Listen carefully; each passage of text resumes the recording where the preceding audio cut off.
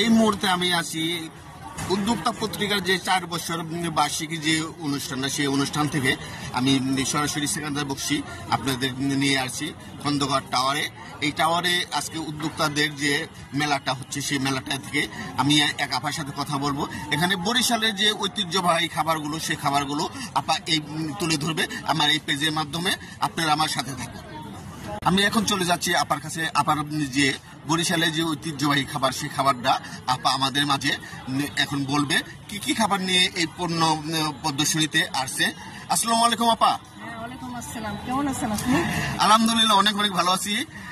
আপনিও যে ভালো আছেন শুনে ভালো লাগলো। আর এমন একটা জায়গায় আসছি, এখানে যে উদ্যোক্তা যে মেলা হচ্ছে, এই মেলাটায় আপনিও আসছেন। আর কি কি পণ্য নিয়ে এই মেলায় আসছেন, বা এখানে যে শুধু প্রদর্শনীর জন্য যে সমস্ত পণ্যগুলো, সে পণ্যগুলো আপনি বলবেন কি কি পণ্য নিয়ে এখানে আসছেন। ধন্যবাদ। আমি আজকে এখানে আসছি, আমি বরিশালের মেয়ে। বরিশালের যে ঐতিহ্যবাহী একটা খাবার আছে, সেটাকে বলে বিস্কিট। তো আমি আজকে সেই বিস্কিটে এখানে পরিদর্শন করেছি।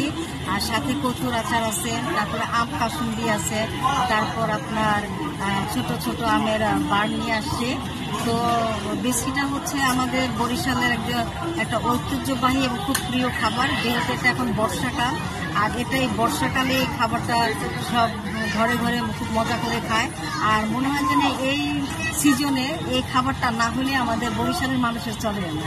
এটা হচ্ছে ভাতের, আমরা যে ভাত খাই সেই ভাতের চাল দিয়ে এই খাবারটা করা হয়। আর নারকেলের দেশ যেহেতু বরিশাল, এটা নারকেল দিয়ে করা হয়, বেশিরভাগই নারকেলের উপরে এই রান্নাটা করতে হয়, এবং এটা একটা মিষ্টান্ন খাবার।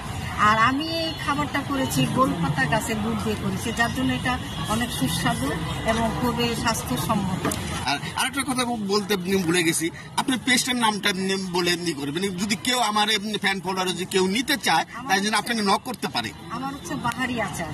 বাহারি আচার। আমি আচার নিয়ে কাজ করি, পাশাপাশি আমি এই কাজগুলো আমি করে থাকি। আর এতগুলো যে পণ্য নিয়ে আপনি কাজ করেন, কোন পণ্যটা সবচেয়ে আপনার বেশি হাইলাইটস হয়েছে বা মার্কেটে প্রচার হয়েছে? এটা হচ্ছে আমার কচুর আচার।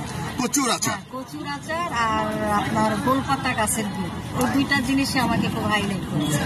আর যেহেতু আপনি দীর্ঘদিন যাবৎ এই অনলাইন পেজে কাজ করতেছেন, এই হোমমেড আচার নিয়ে কাজ করতেছেন, আপনি সারা পাচ্ছেন কেমন?